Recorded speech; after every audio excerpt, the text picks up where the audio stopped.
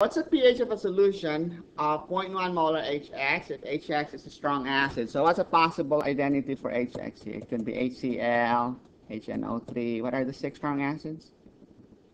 HBr, HI, HClO4, and H2SO4, but this is diprotic, okay? So anyway, if you have HX, so what do we know about H+? It's just going to be all of this HX. So what's our reaction? HX goes to H plus X minus. You start with how much? 0.1. What would be your changes? So let's assume you have 0 for those. What would be your changes? Minus X plus X plus X. What would you have at equilibrium? 0.1 minus X, X, and X. Since we know that Ka here, you don't even have to look up the Ka for HX because you know it's a strong acid. It's very large, right? What can we assume then? It's going to go all the way to the product side. So this will be essentially 0. You'll have a trace amount left, right? And so this will be essentially 0.1, and this is going to be 0.1. X is going to be 0.1. So what's our pH then? H plus is going to be equal to 0.100, and so what is our pH? Negative log of H plus. So take the log of 0.1, what would that be? 0.1, take the log, take the negative, so that's going to be 1. So negative log of 0.100 is equal to 1. Okay. Do I have the right number of decimal places here? Sig figs. When taking the log, the number of decimal places in the log must be the same as the number of sig figs in the original number. So three significant digits in H plus, your pH should have 3 decimal places. So your pH is 1.000. Okay. Now, let's look at this question. It's a similar question. HX is still a strong acid, right? So can we just say H plus is just going to be 1.00 times 10 to the negative 8? All of your HX is going to dissociate, right? And so what would your pH be? Minus log of 1.00 times 10 to the negative 8. That gives you how much? 8, right?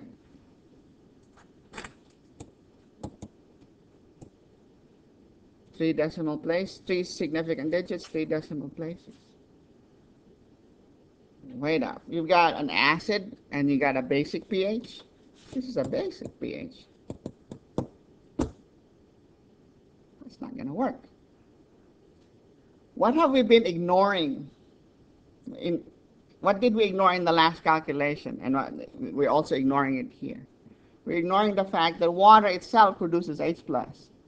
And pure water will give you 10 to the negative 7. This is only giving you 10 to the negative 8, so you cannot ignore the autoionization of water. So you have to take that into account. So this is wrong, okay? So what you need to do then is examine how this will affect the autoionization of water. You have H2O, gives you H plus hydroxide. What is our KEQ for this one? 1.00 times 10 to the negative 14, right?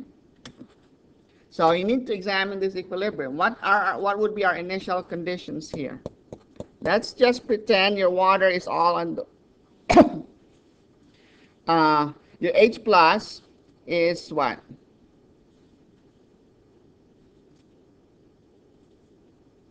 Ten to the negative 7, right? And 10 to the negative 7, and your water, you have an excess of water.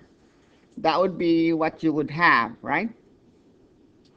And then you add more H plus, 10 to the negative 8. So plus 10 to the negative 8, okay? and you're not adding any hydroxide. So Le Chatelier's principle says, what will this cause?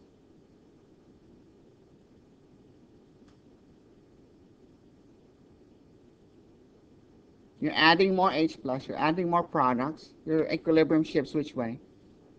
To the left, right? Equilibrium shifts to the left. So you're not going to get 10 to the negative 7 anymore, right? From the auto ionization of water.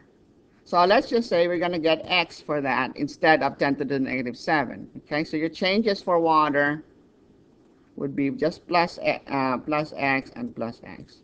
Okay, so you're at equilibrium, what you have would be H plus would be 10 to the negative 8 plus X, and your hydroxide would be X.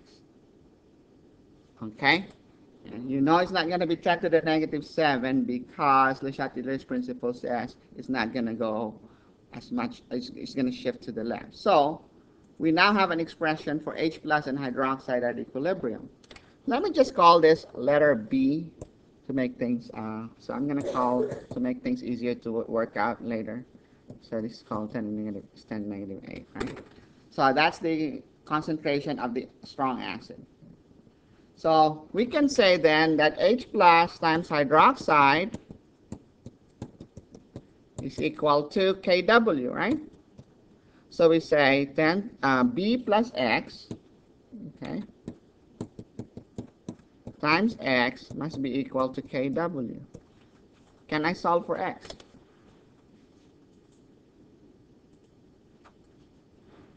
Let's rewrite this.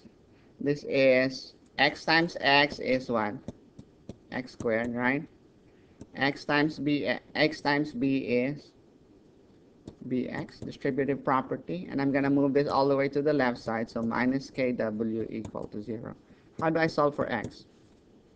You have a quadratic equation here. Ax squared plus Bx plus C is equal to 0. How do you solve for X in a quadratic equation?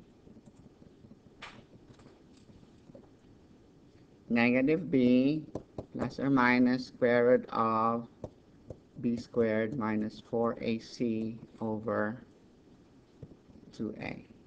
Okay? So that's one of those formulas from math that you should remember. So this is going to be negative B plus or minus square root of B squared minus 4. What is our A here? A is 1, right? And what's our C? Negative Kw over 2A, so over 2. So it's going to be negative B plus or minus square root of B squared plus 4Kw over 2. So what have we been assuming? What did we assume in the earlier calculation that we did? We're assuming that B is negligible, right? I mean, not B. X is negligible, okay? And what you'll find if you solve this equation is that X is in fact non-negligible compared to 10 to the negative 8.